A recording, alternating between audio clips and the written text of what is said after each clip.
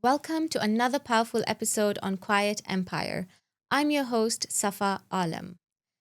Today, I'm deeply honored to be seated with a woman whose career has spanned beauty, media, philanthropy, and community, yet whose quiet consistency has always been her depth, her empathy, and her ability to make space for other people. Today's conversations are about growing, loving, grieving, and evolving out loud while stayed rooted within. The woman is none other than Pinky Ghelani. Welcome, Pinky. Thank you, Safa. That was a beautiful introduction. Thank you. I'm so honored to have you here, honestly. Thank you. It is very much my privilege as well. So I still remember the first time I met you. It was at a clothing exhibition at Dusit. And you had posted you were going to be there. And this was around 6, 7 years ago. And I was your die-hard fan. Oh, wow. And you said you were going to be there. And I told my sister, we have to go for this. And I Right. met you and you were so friendly and very welcoming. And I think that's the vibe you give off people. Anyone is welcome to speak to you. We're all human beings. I think the thing is that no matter where we are in our different stages or phases of our lives, anything can be taken away from you in an instant. And that includes, your so-called fame, etc. So I've always tried to remain extremely grounded and humble. And I'm very appreciative of anybody who, sort of comes up to me and says, "Hey, how are you?" Or, "Hey, Pinky, I recognize you." I really do enjoy that. That's lovely.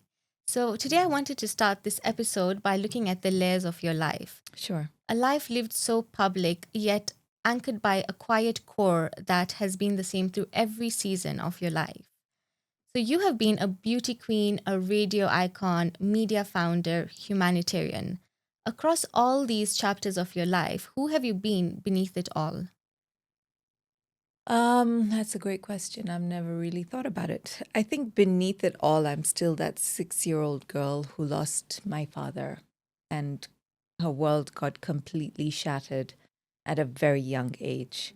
And whenever I feel vulnerable or lost, I go back to that girl and I remember who she was. Yeah. At 6 years old, your world is supposed to be completely beautiful and whole, and you're not supposed to experience something as traumatic as death, especially death of a parent. So that's who I continuously go back to, and saying or underscoring again that anything can be taken away from you in an instant. So you have to remain grounded and humble. So I think through it all, everything I do is for that 6-year-old girl. I can totally relate to you because I had gone through the same thing at the same age. I'm so sorry. And My it was very traumatic for Yeah. me. For me and my siblings. And I was the youngest one. So, I was the baby as well. yeah. Go on. We can start crying. Yeah, I know. It's making me emotional. Yeah. So, across all your evolution, did it ever feel like reinvention or did it feel like remembering who you actually are? I think it's a mixture of both because, you do get lost sometimes into wherever you are. Sometimes the journey can take you on a very high where you feel like invincible. Maybe you feel like nothing can touch me now. I'm very powerful. Every room I walk into, people recognize me. People know who I am. So it's definitely a mix of both because, like I said before, the fame is not promised. And that's why they call it 15 minutes of fame. And once you understand that and you realize that, then you ground yourself. You immediately ground yourself because anything that is given to you can be taken away. And so as much as it's a remembering of who I am and where my values are, it is a constant reinvention because I'm not the person I was when I won Miss India Kenya. I'm not the person I was when I was on radio. Even youth makes you somewhat arrogant. There is an arrogance that comes with youth, which is okay.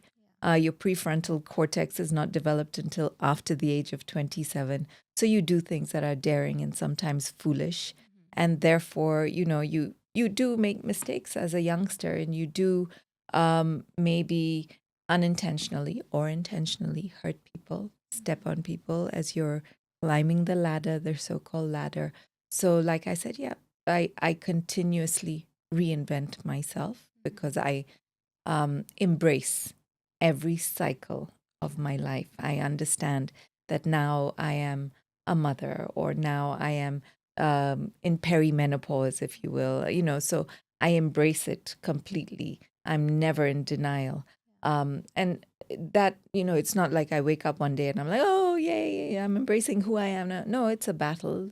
Acceptance is always a battle. Becoming a caregiver was my biggest battle because Yeah. now I'm a caregiver to my mom. And yeah, so remembering and reinvention, a balance. That is beautiful, well said. Thank you.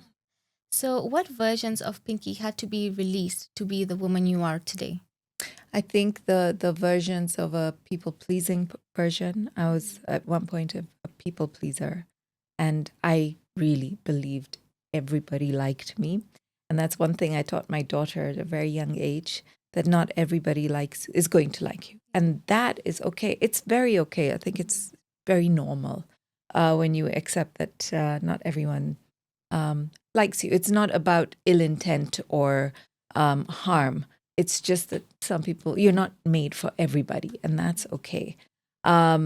So letting go of that part of me, becoming a person who holds boundaries, becoming a person who is totally okay with the fact that I'm not invited to certain places, and that's okay, but like I said before, every part is an internal journey that leads you to acceptance. But it's the self-awareness. You have to be self-aware in order for you to accept. Exactly. That's very important. Mm. So, Pinky, you came of age in the golden era of Kenyan radio. Oh, yay. That was a time. Definitely. Yeah. That was a time when voices shaped culture, trust, and connection. Yes. What did that era teach you about voice, trust, and responsibility? I think that was the time I understood how powerful your voice is. And you see, at that time on radio, we were trained to the core. You weren't allowed to just open a mic and start talking. Oh. You had to understand your responsibility as a person who is talking to sometimes 12, 18 million people at a go. Wow. So the power of that, and then therefore being responsible. And if you make a mistake in anything you say, then also taking responsibility for that. Having to understand that your salary is coming from revenue that the radio station is earning. So making sure that you are clear, concise, deliberate when you are delivering messages of the people who are paying your salaries, and being very ethical and responsible towards them. So these were things that I learned at a very young age. And I understood that, whatever you say, okay, maybe at that time you're talking to millions of people, but today you probably, is in this room where 8 or 10 people, and you have the power to influence no matter where you are, So I really don't love the term influencer, because it's not for a select few. I think everybody is an influencer, because whatever you're doing, your children are watching you, your employees are watching you. Every step of the way, there's somebody who's watching you, and you are influencing in some way. Wow, I love that. Mm-hmm. That is so well put. Yeah, no, I really truly believe that. I really think that you, and therefore what you do, whatever steps you make, whatever you say, you must think about a lot before you do it, because it will impact. It will impact many people. Yeah, that's for true. For sure. It's for true. Yeah. You're known for creating conversations that make people feel safe. Mm-hmm. Why is that so central to you? So again, I think it goes back to my journey. Having lost my dad at the age of 6, being bullied in school, having gone through media, mainstream media, being bullied and discriminated, although I didn't understand that then, but having gone through that trauma as well, going through miscarriages, I had 4 miscarriages. I was consistently self-healing.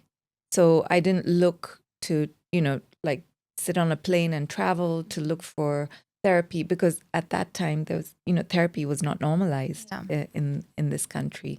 So I didn't go hop on a plane and look for therapy internationally. I was consistently self-healing and I didn't realize it. So I was looking for ways to heal myself. I was talking to people who maybe ended up being therapy for me. Yeah. I was looking for alternate ways of healing myself. So sound healing, in 1999 or 2000, unheard of, but I found it and I found avenues to be able to heal myself. And I thought, how many people know this? How many women have access to this information? And that's where it came from. It came from, okay, it can't only be me who's had a miscarriage and who's completely traumatized by that and who's found a way to heal herself. How do I help the next woman who's had a miscarriage to know that, there is light at the end of the tunnel? And that's why I decided to create these conversations. Yes, safe spaces, but also sometimes uncomfortable truths. Because I think in discomfort, you shift and you're like, oh, no. But that's where the change comes from.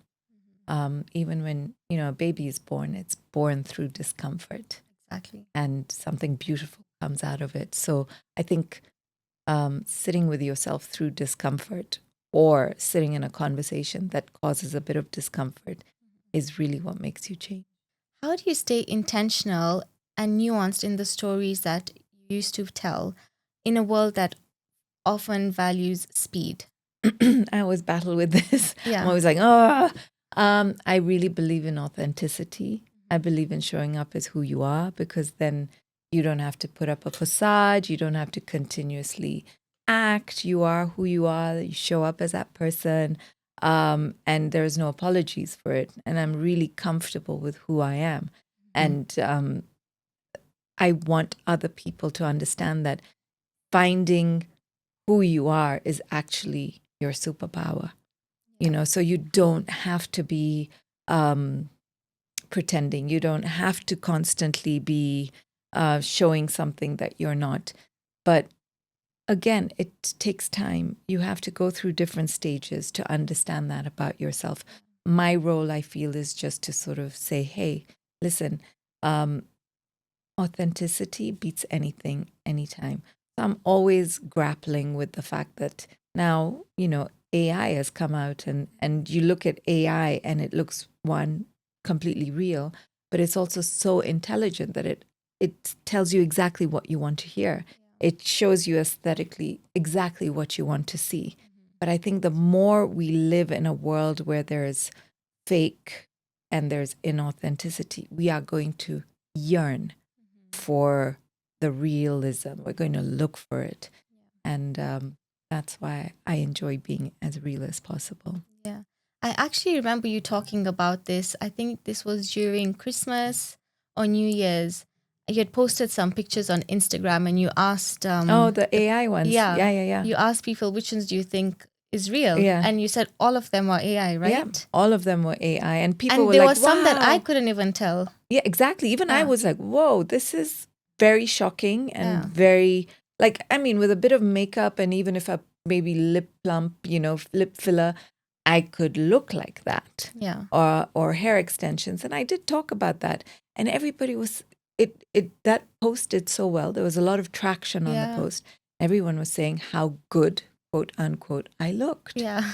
And, that's something, again, I saw this quote on Facebook this morning. It says, it really pisses me off when someone says, thank you, when we all know it's an AI version of you. Exactly. So, we're in a very dangerous place. Yeah. Because, again, we can get lost. Mm-hmm. It's very easy to get lost in this world.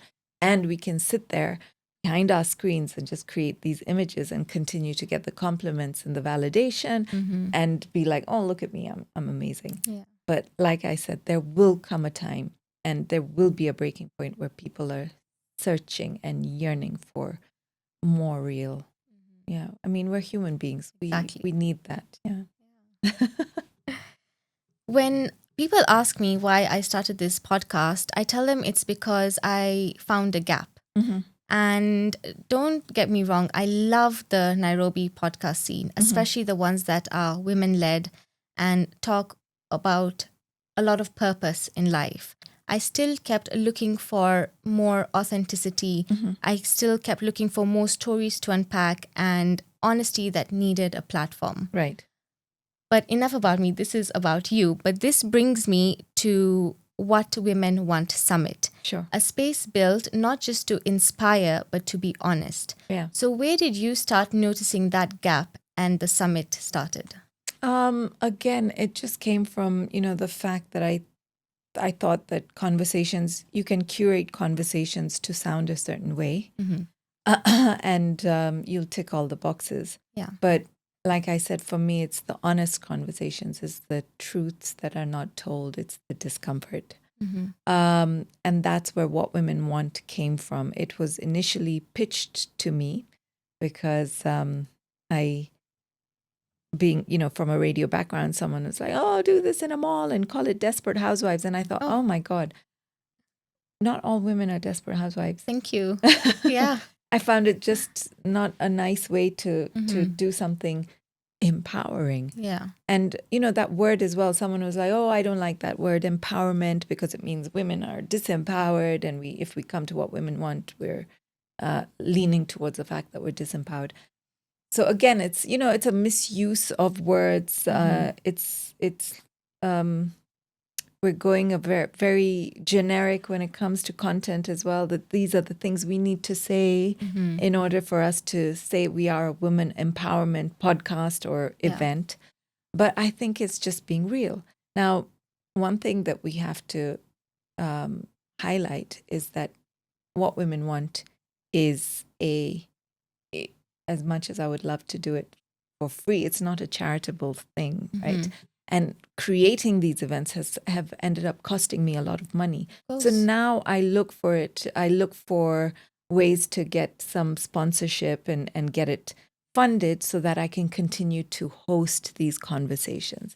And in doing that, there are certain things that corporates look for in order for them to be able to put some money in it. However, there are companies who really love the authenticity.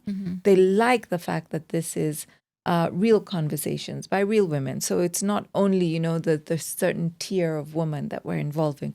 We're involving all sorts of women. You don't have to have done a TED Talk. You don't have to have done 10 podcasts. You don't have to have done panel discussions. Yes, it's great if you have, because it gives you some experience as a speaker, but we want to highlight all women because we think it's a celebration of all women. Now, what's happened with the summit is because it's become some sort of a niche event, we've had to break down certain things from it and create more inclusive events, bigger spaces to have conversations about things like health and wellness or skincare or, brand building. So we are continuously, as What Women Want, evolving. We're continuously trying to make sure that we are covering all aspects of the Kenyan woman, because it is born in Kenya. So we will celebrate Kenyan women first. And then this year we have Pan-African women. We have women from Ghana and Zambia who are coming in to talk.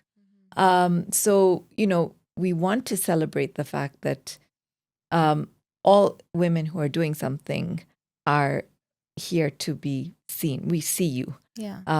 But again, we also try and be mindful of the fact that it's what women want, not what a certain type of woman wants. Exactly. So we're trying to be as inclusive as possible. It's a continuous evolution. Yeah. What made you see that women wanted something more than just inspiration? Experience. I think we are a lot more intelligent than what brands were shooting at us. And that whole Desperate Housewives, it came from that, because I was like, oh, no, we're not just Desperate Housewives. We are working women. We are intelligent. We don't, yes, we want to talk about skincare and lipsticks, but we also want to talk about investments, and we want to talk about how to be a better mother. And so that's from experience, from the women that I'm constantly in company of, just hearing their conversations from the women who inspire me and mentor me. I was just like, no, I think we need to have a lot more depth Yeah. when it comes to the conversations we're creating. And the summit has really grown. What has surprised you the most about its growth?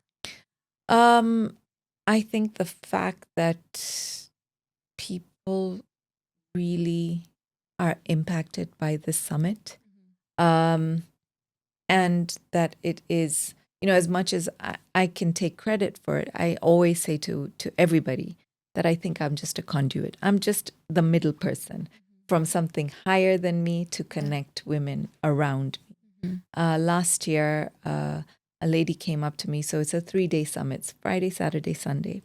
And on the Saturday evening, this woman came up to me. She was shorter than me. So I remember looking down at her and she grabbed my hand and she said, yesterday I was suicidal and today I'm not. So thank you.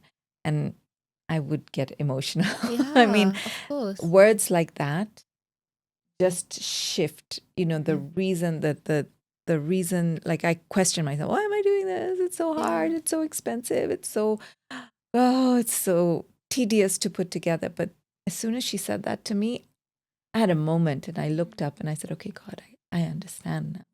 I understand why you use people to do your work. Nothing to do with me. It's really bigger than that. Of course. Yeah. Wow, that was beautiful though. Totally. Yeah. And when she How said, did that make you feel? I just understood. It really connected. It's like a puzzle piece going into the right place, right? I was like, oh, I got it. I understand. And I really hope that that girl is thriving. I really wish I had taken more time to learn. There was so much going on at that moment, but I really wish I had gotten her name and I really wish she's okay. And that was when I understood the impact, because not everybody got a chance to say something to me, but she did. And the next day we had a conversation on divorce, which was a Sunday morning.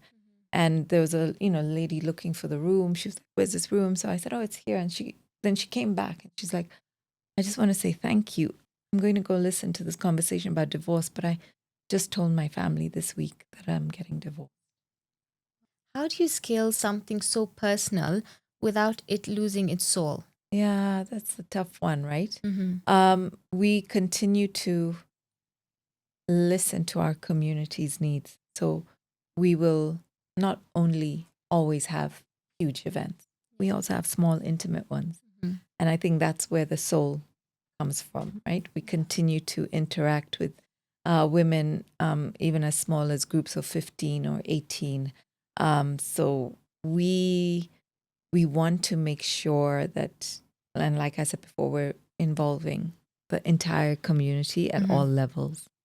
As the conversation deepens, we move from public platforms to private truths and the courage it takes to speak the unspoken. Pinky, you have never been afraid to walk where people are afraid to. Name grieving, loss, and longing out loud. You have been very vocal about your mom's stroke.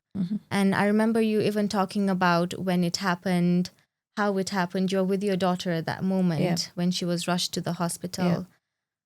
How do you carry the weight of being a caregiver while still showing up fully for your work, your family, and the community? I think so. When my mom had her stroke, it completely broke me. It was, just as I was turning 40, and they say life begins at 40. So I was like, oh, so this is the meaning of life beginning at 40. It shattered my world, because you'd never think it would happen to you, especially due to the fact that I had already gone through so many traumas.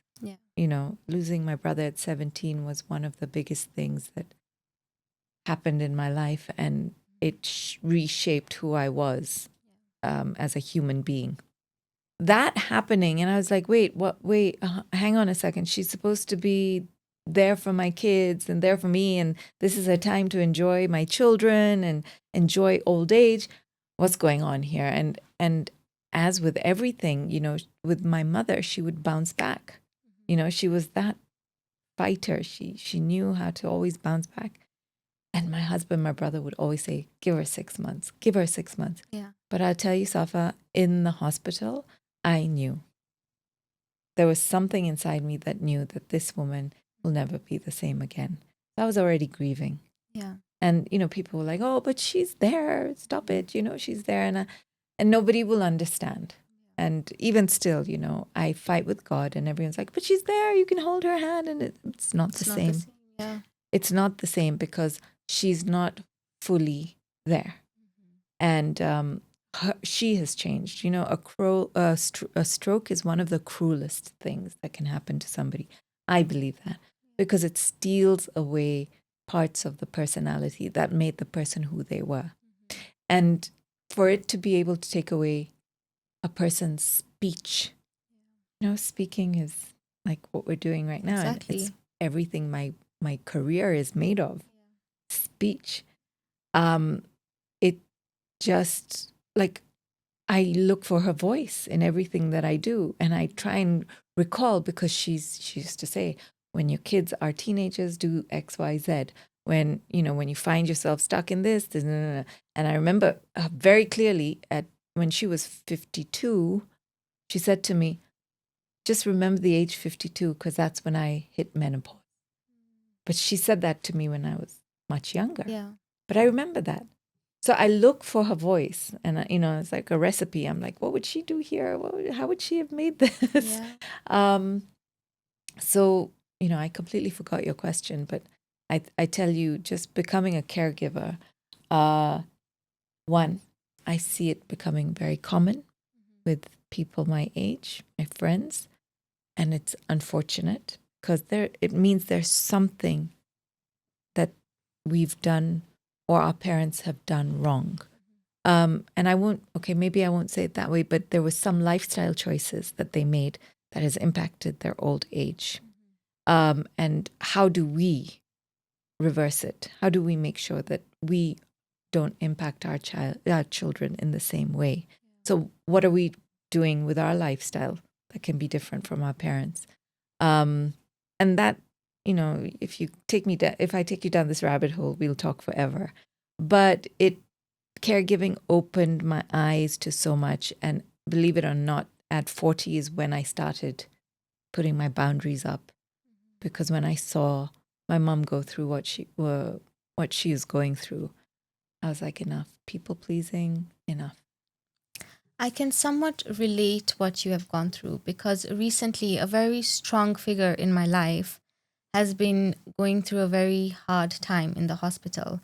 And seeing him in that state, being so fragile, it really hurts you mentally because in your head, you've always had this image of them, this strong image. So it really breaks you internally. Totally. Yeah. I mean, somebody who you thought was a superhero. Exactly. Is just human. Yeah. Yeah. Another thing that you've talked about a lot is miscarriage and infertility. Yeah. What gave you the courage to speak so openly about that? Because I just thought, can I swear? Am I allowed to swear? I just think it's a lot of BS that we as women have always been told to shh. Don't say anything. Don't say anything. And then when it happens, it's always the woman's fault. It's always the woman's fault. But now studies are showing that no, it could have been the quality of the sperm. Exactly. And,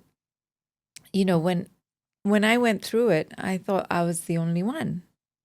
And when I went into a hair salon and my hairdresser's like, well, are you okay? You seem a bit quiet. And I just broke down and started crying. And the woman next to me said, oh, don't worry, even I've been through a miscarriage. And the hairdresser said, even I've been through a miscarriage. And I was like, wait, you mean we all go through this? And yes, as it turns out, statistically, 1 in 3 women at that time, 1 in 3 pregnancies will always be a miscarriage. So I was like, hey, how come we don't know about this? And how can my story help others? And that's what I've always thought. Like, how can my story help others? Yeah. And that's why I wasn't quiet about it as much to the dismay of, many people or annoying people. But it's my journey, and I have full right to talk about it. You know, I have actually had 2 I'm miscarriages. sorry. And I remember when I had the first one, I put up a quote on Instagram, and a family member called me and they were like, "Oh, why did you put that? We have so many people calling us and asking us what happened to you, if you're okay." And in that moment, because I was already going through so much, and I'm not a type of a person that I would talk back and say, "Oh, because I want to." Mm-hmm. I just kept it in me. Mm-hmm. And I realized that, wow, we can talk about anything else on social media, but something that has deeply hurt me, I can't even speak about that. So at that moment, it really just shut me down. But shout out to Dr. Yamal, who has been the best doctor ever. He was really there for me. He told me, this is not the end of your journey. It's just the beginning of your journey. You're going to have a lot more healthy pregnancies. You're going to have a lot more babies. And this happens to women. But at that time, also being very young, I didn't know much about this. Then as I grew in life, I got to know more about it and that it happens to a lot more people. And it's also, we can say, okay, the male sperm, or the quality of the egg. But again, going back to lifestyle, what are we eating as women? What is birth control? What is really in birth control? Yeah. How is it impacting our fertility? These are questions we're not allowed to ask, but we should be, because you're the person who will grieve your child. You grieve your child.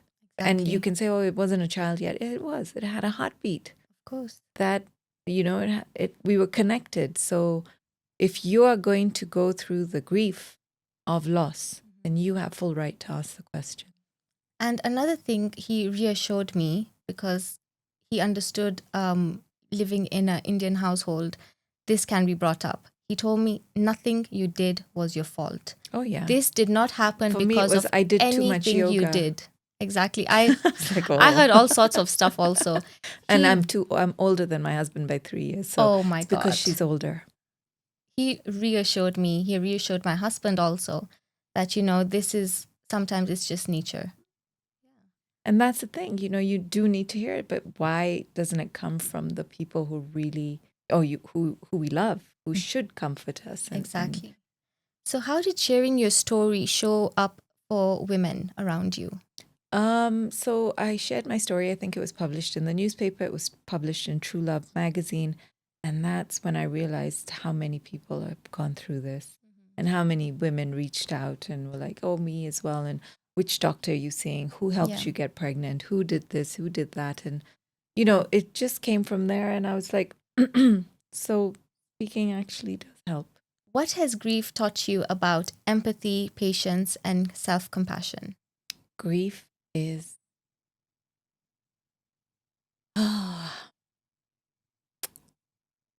every time you go through grief, you become a different person, but you don't realize it. And that's one thing that, again, you're told, be strong. So this could be anything, so from the death of my dad or my brother, or grieving my 4 babies who didn't make it, or my dog, or ambiguous grief, as it's called, for my mom, grieving somebody who's alive. Grief is very challenging, but you don't realize your nervous system is going through flight or a fight every time. And anything can trigger grief, right? I had this beautiful saying where it says, at first, no, grief is like glitter. At first, it's everywhere. It's in your hair, it's in your ears, it's, you take off your clothes, it's everywhere, it's in your shoes.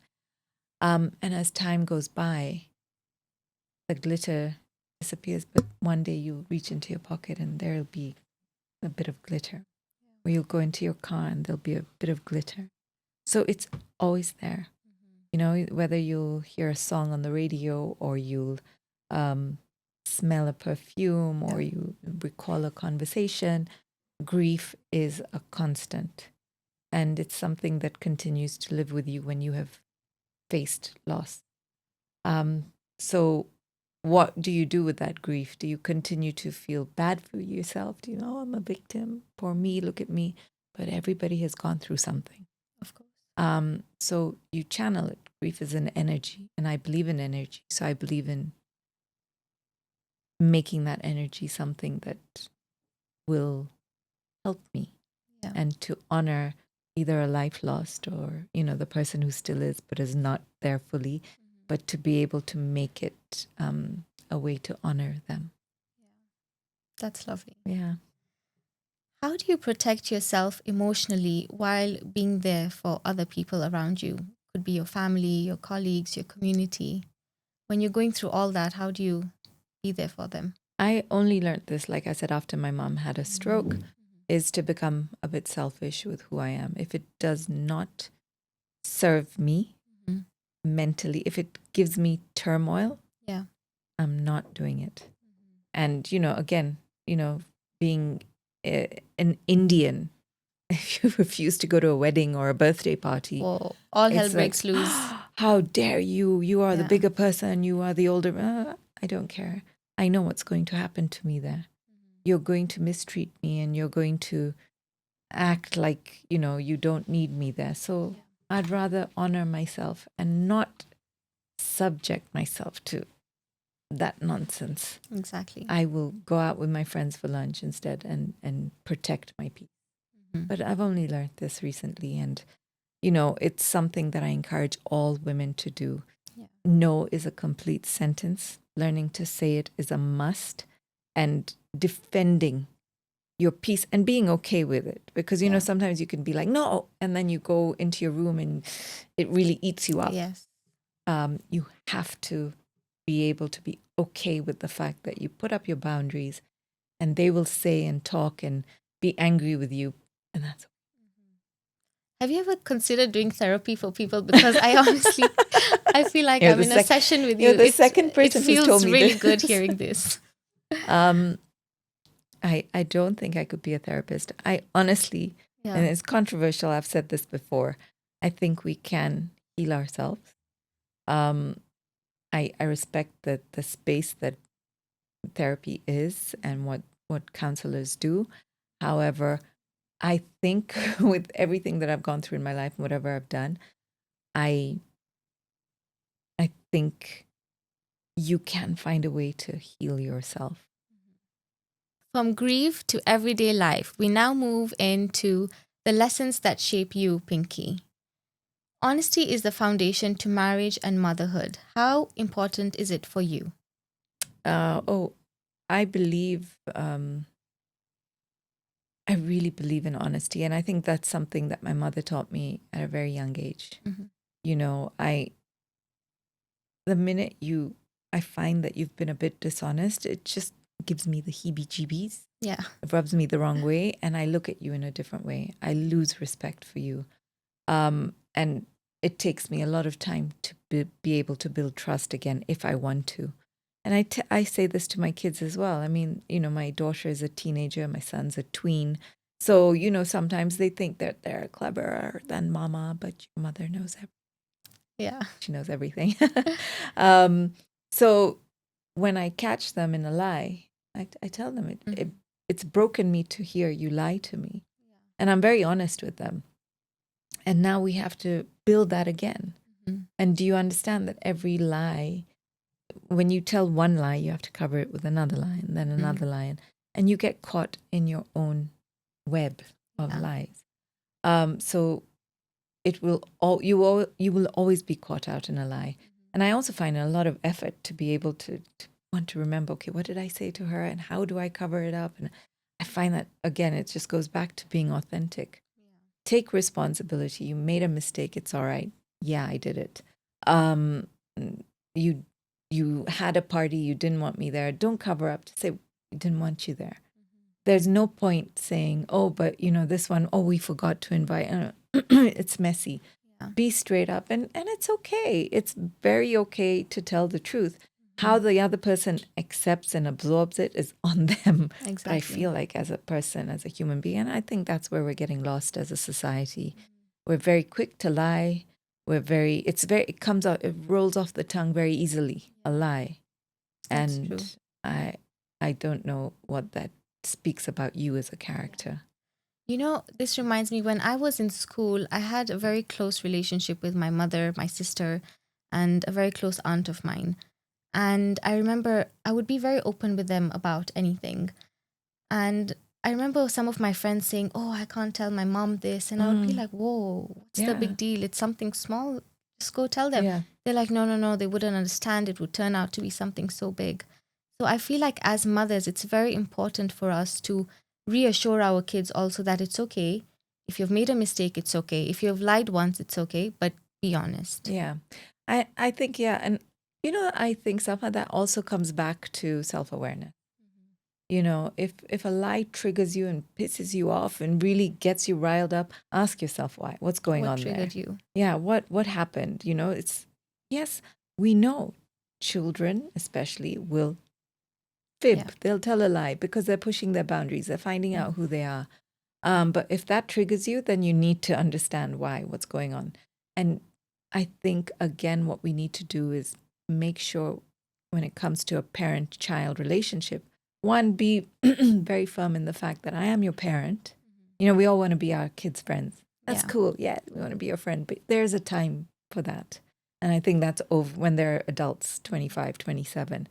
But until then, you are their guide, their mentor. So hold them accountable, but also be their safe space. Yeah. Let them come to you and make their mistakes or tell you the open and honest truth without you having to lash out at them. Talking about kids, congratulations, your daughter recently walked one of Nairobi's fashion show. Yeah. How proud of a moment was that for you, walking in your footsteps? It was. So when she was much younger, Yeah. someone said to her, "Oh my God, you're so pretty. You're going to be Miss India, Kenya, like your mama." And she said, "I'll be nothing like my mother." No way. So immediately at that moment, I was like, all right, also I think as parents, we need to stop throwing our hopes onto our children. Like, I need you to be a lawyer because I always wanted to be. I know that my kids will carve out their own paths. Yeah. They are not pressured to be me or my husband, right? Mm-hmm. They're not. It was wonderful to see her on stage. It was amazing to have her walk the ramp. She thoroughly enjoyed it. But, she had to go through auditions. She had to do the rehearsals. And no matter what, I may know, the agency, the modeling agency, or a couple of designers, but she's not going to use me to be like, "Mama, call in a favor," or "Mama, get me the showstopper." No, you got to work for it. And also she's not going to, and I've told her that, don't have that attitude that, "Oh, my mama is, this is who." Like, go and work. If this is something you want to do, work for it. But remember, you start from the beginning. Yeah. There's no silver spoon in your mouth. You start, because that's what built me. Exactly. Nobody handed it to me. And I think when you're handed something, you don't really appreciate it. Mm-hmm. Yeah. You don't know the true value of it then. Yeah. So, it was definitely a proud moment. But again, it's really on her, where she wants to take it. That's lovely. Yeah. How has motherhood changed the way you relate to success and ambition? I think in the digital era, I continuously ground myself. So, hard work is important. I teach my children that again, you need to put in the work. Yeah. You will reap the rewards if you put in the work. I try and teach them from a young age what I'm learning now. Yeah, so be smart, money-wise. It's great, have a piggy bank, but what are you doing you have money in there, but what are you doing to increase the value? Like, what are you doing so that if it's 2,000 shillings, how are you going to make it 3,000 by the end of the month? How are you going to make it 4,000? I'm not telling you, let's go, yay, let's go splurge it. No, I'm a different mom than I used to be. When it comes to, just the success part or what it looks like, sometimes I feature them on my social media. Yeah. My son will be like, "How many likes did we get?" And I'm like, no. That's not why we're doing it. That's so sweet though. Yeah, I mean, it's a youngster, right? And they feel that they will be defined by numbers. Yes. And the way we are going in the world, yes, you will be defined by numbers. But I keep on reminding them that if you don't know who you are, the world will tell you. I said, and today you might get 12 million likes. Tomorrow you'll get 200. What are you going to do with yourself if that happens? Will it shatter who you are? No, it doesn't change who you are. So just keep up. If you enjoy it, and the same thing like with my daughter modeling, if you enjoy it, do it, build it. It's on you.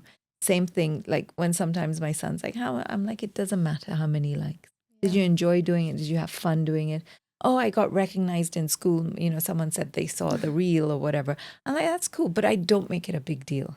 Because like I said at the beginning of our conversation, if it can come, it can be taken away. Very true. So just know yourself. Because once you know yourself, nothing can shake you. How do you manage your children's emotional health while doing everything else in life? Because that's a very big part as mothers that we need to be there for them. I'm very aware, and I think that's why I'm on TikTok, is just to understand what the youth are doing.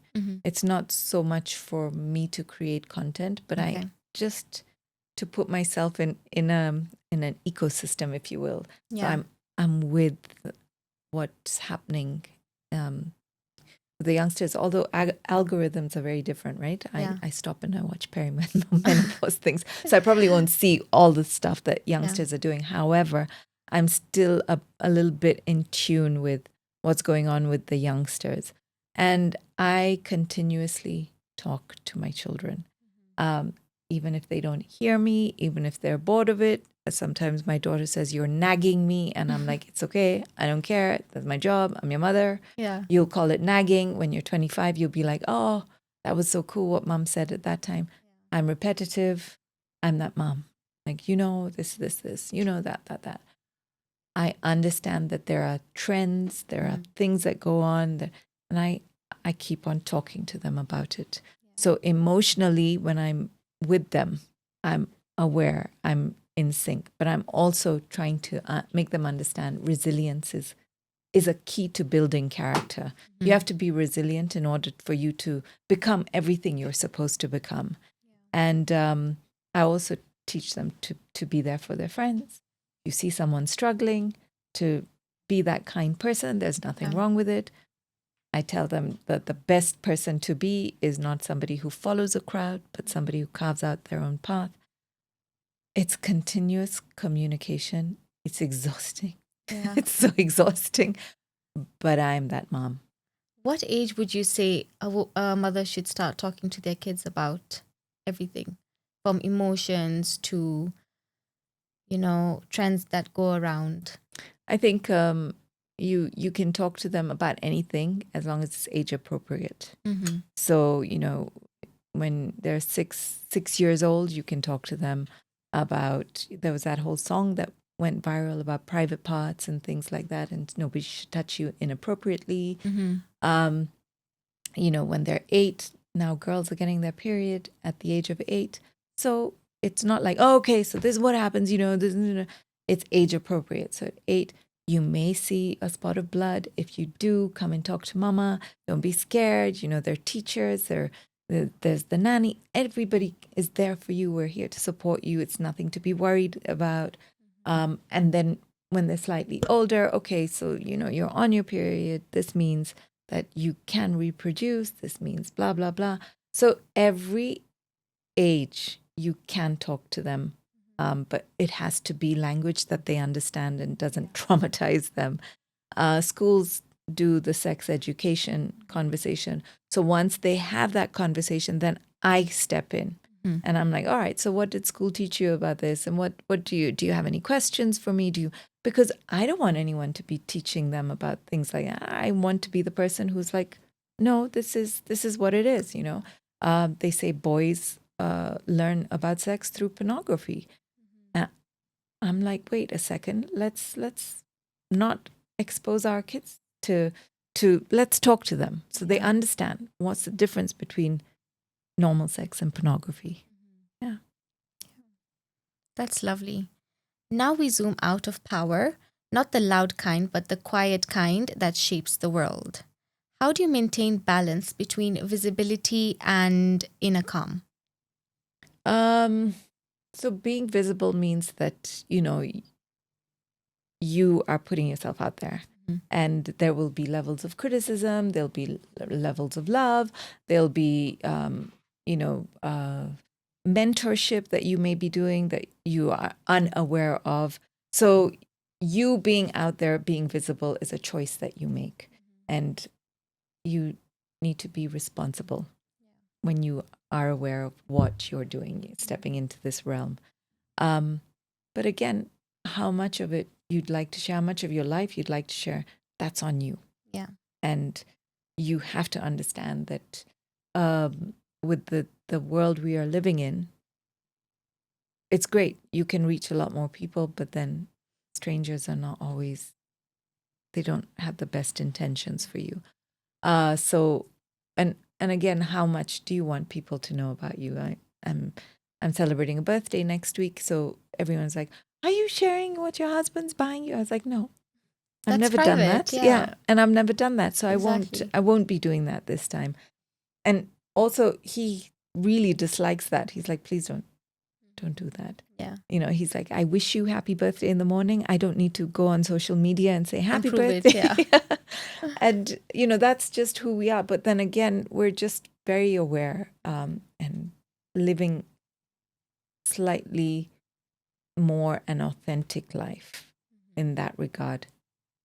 So you just have to understand that visibility is something that comes with responsibility and a lot of attention. But also, you have the power to control what you're doing, what you're sharing, what comments will impact you.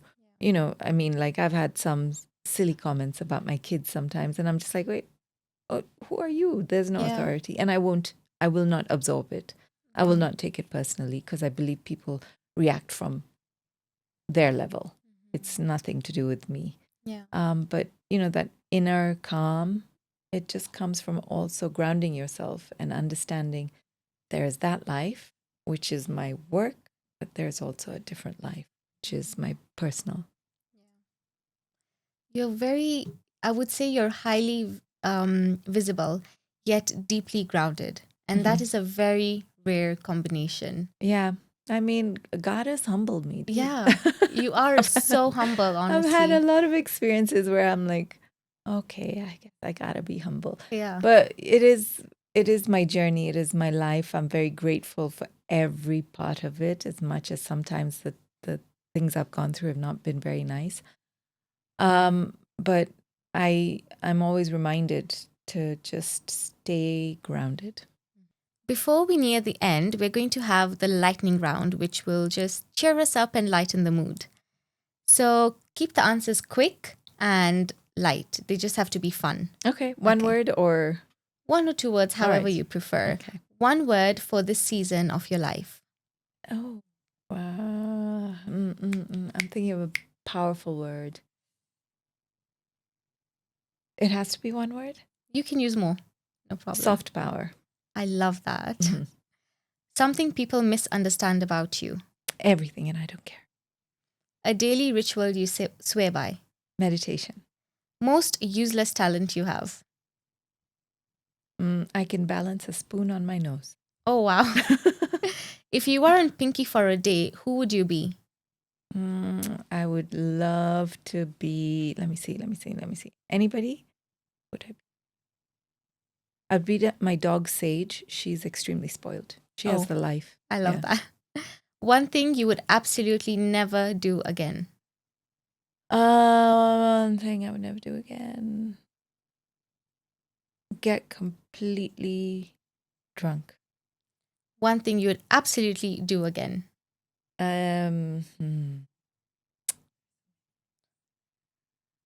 Like, what I love to do is eat vanilla sponge cake with buttercream ice cream. Buttercream, sorry. Yeah. Icing. Buttercream icing, yeah. Who doesn't love that? It's Isn't like the it? old school birthday cake. Old school birthday cake. Yeah. Like, I would, so there was one time I think I ate half of it. I would do that again. Anytime. Thank you so much, Pinky, for Thank being you. here today. This has been so insightful, and I was deeply honored to have you here. And thank you. And I wish you all the best Thank you. for your podcast. I look forward to seeing it grow Thank you so much. and hopefully having you as a speaker at What Women Want. Inshallah, hopefully Yay. one day. Yeah. Yeah. Pinky's journey reminds us that a reinvention doesn't have to mean losing yourself. It clearly means that you are remembering who you truly are. And when you do create spaces for yourself and other people, that is for a quiet revolutionary act. Thank you for watching Quiet Empire. Trust the quiet work. It's building more than you think.